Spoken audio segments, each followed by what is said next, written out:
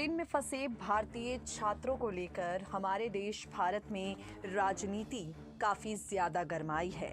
तमाम विपक्षी दलों के निशाने पर देश के प्रधानमंत्री नरेंद्र मोदी हैं और हर कोई नरेंद्र मोदी से ये सवाल कर रहा है कि आखिर रूस और यूक्रेन के युद्ध के बीच फंसे भारतीय छात्रों का क्या होगा। खैर, अपने नागरिकों को वापस भारत बुलाने के लिए प्रधानमंत्री नरेंद्र मोदी द्वारा एक मिशन की शुरुआत की गई है जिसे ऑपरेशन गंगा का नाम दिया गया है। इंडिगो, एयर इंडिया एक्सप्रेस और स्पाइस जेट जैसी तमाम एयरलाइन ऑपरेशन गंगा में शामिल हो चुकी हैं।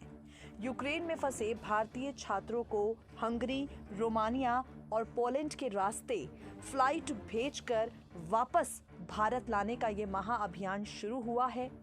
आज इस खास रिपोर्ट में हम आपको ऑपरेशन गंगा के बारे में बताने जा रहे हैं।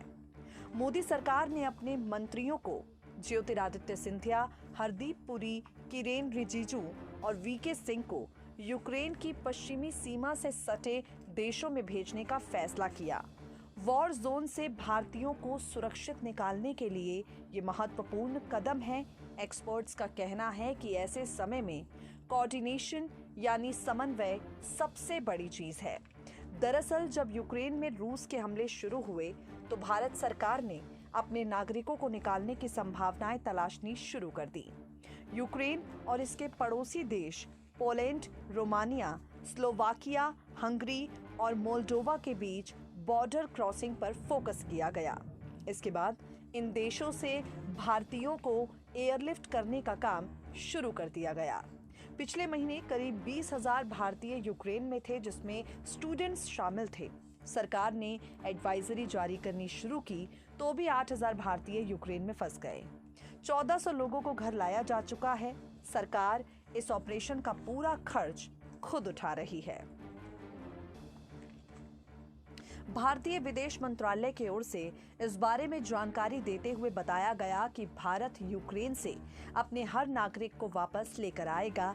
वहां पर फंसे भारतीय घबराए नहीं, विदेश मंत्रालय की टीम से संपर्क करें और सीधे सीमा पर नहीं आए।